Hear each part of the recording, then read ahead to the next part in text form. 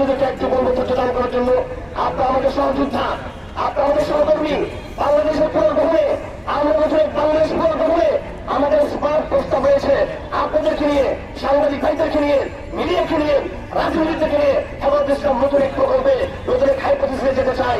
আমরা আশা করি সংগ্রাম শেষ হওয়ার পর্যন্ত আপনাদের সাথে থাকবেন।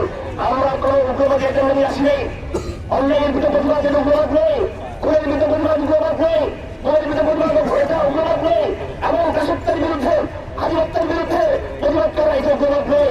অবশ্যই ভারতকে থামাতে হবে এখানে, ভারতকে থেমে যেতে হবে এখানে, অন্যথায় ভারত যে পথে আগামে আমরাও সেই পথে কাউন্টার করার চেষ্টা করবেন। এই মাঝে